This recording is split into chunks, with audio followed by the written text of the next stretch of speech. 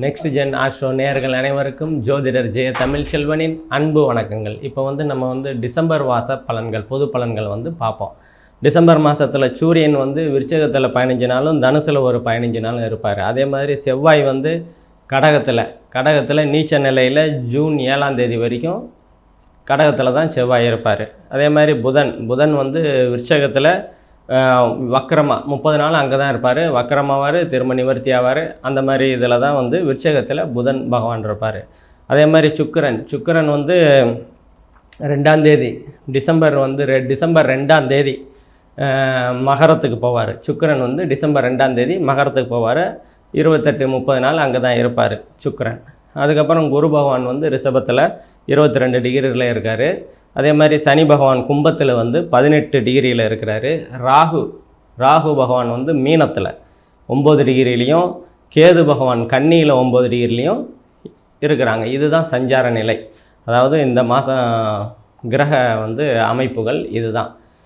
இது இப்போ நம்ம சொல்கிறது பொது பலன் தான். இது 20-25% தான் உண்மையாக இருக்கும். அதாவது உண்மையாக இருக்குன்னா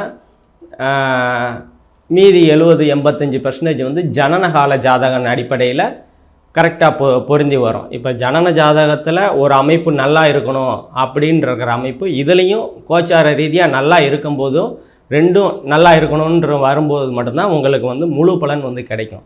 இப்போ ராசி இப்போ கோச்சாரத்தில் அமைப்பு சரியில்லை அப்படின்னா பயப்பட தேவையில்லை.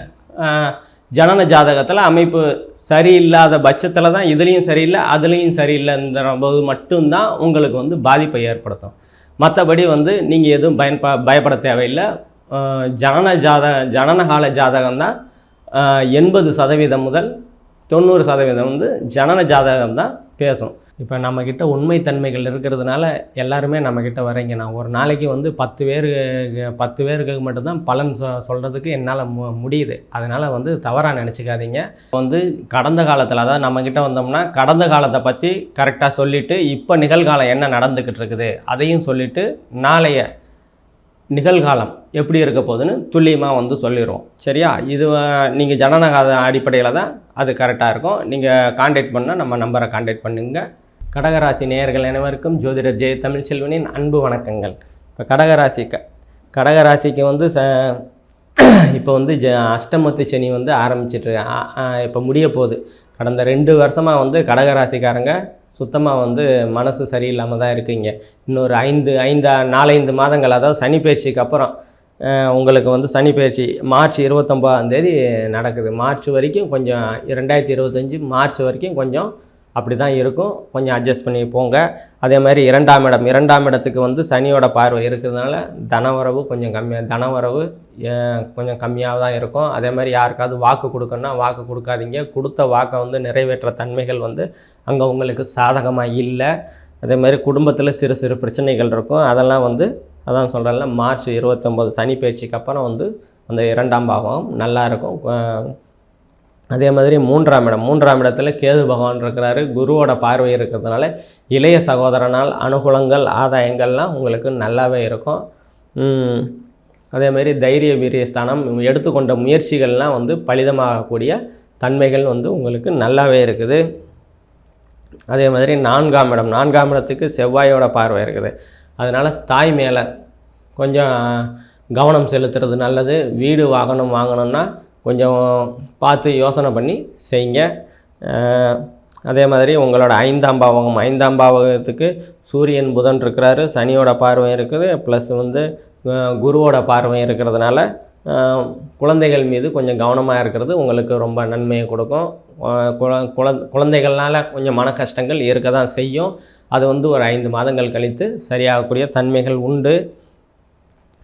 அதே மாதிரி உங்களோட 6ஆம் பாவகத்து இயல்பாக இருக்குது. சூரியன் தான் இருக்கிறாரு. இருந்தாலும் வேலைகளில் சிறு பிரச்சனைகள் இருக்கும். 6ஆம் இடம் கடன் நோய் எதிரி ஸ்தானம். அதனால் கொஞ்சம் பார்த்து தான் நடந்துக்கணும். வேலைகளில் சிறு பிரச்சனைகள் இருக்கும். உடல் உபாதைகள், வெப்பம் சம்பந்தமான உடல் உபாதைகள் இருக்க தான் செய்யும். அது சரியாகிடும். பயப்படக்கூடிய தன்மைகள் இருக்காது. அதே மாதிரி உங்கள் 7ஆம் இடம் சுக்கிரன் பகவான் இருக்கிறதுனால ஏழாம் அதாவது கணவன் மனைவிக்கிடையே ஒற்றுமைகள்லாம் வந்து நல்லாவே இருக்கும். ஏற்கனவே பிரச்சனையாக பிரிஞ்சு போனவங்கெல்லாம் இந்த காலகட்டத்தில் கண்டிப்பாக சேரக்கூடிய வாய்ப்புகள் கண்டிப்பாக உண்டு. அதே மாதிரி நண்பர்களுடைய இணக்கமான சூழல்கள் போன மாதம் வரைக்கும் இல்லைன்னா இந்த மாதம் கண்டிப்பாக வந்து நண்பர்களுடைய இணக்கமான சூழ்நிலைகள்லாம் நல்லாவே இருக்கும். அதே மாதிரி கூட்டு தொழில் பண்ணுறவங்கெல்லாம் இந்த காலகட்டத்தில் நல்லா பயனடையக்கூடிய தன்மைகள் உண்டு. அதே மாதிரி உங்களோட 8ஆம் இடத்துல சனி பகவான் இருக்கிறதுனால அதான் தடை. 8ஆம் இடம்னா தடை தாமதம். அதனால் நீ வரன் பார்த்துட்ருக்கீங்க, ரொம்ப நாள் அமையவே இல்லை. கடகராசிக்காரங்க பொதுவாகவே வந்து இப்போ 2 வருஷமாக வந்து கொஞ்சம் பிரச்சனையில் தான் இருக்கிறாங்க. இன்னொரு 5 மாதங்கள் கழித்து சரியாகிடுவீங்க. 9ஆம் இடத்துல ராகு பகவான் இருக்கிறாரு. ராகு வந்து குரு மாதிரி தான் செயல்படுவார் அங்கே. ஏன்னா சனி செவ்வாய் தொடர்பு இல்லாமல் இருக்கிறாரு. அதனால் குரு பகவான் மாதிரி தான் செயல்படுவார் 9ஆம் இடத்துல. தந்தையால் அனுகூலங்கள் ஆதாயங்கள் வந்து நல்லாவே இருக்கும். தந்தை வழி உறவுகளால் அனுகூலங்கள் ஆதாயங்கள் நல்லாயிருக்கும்.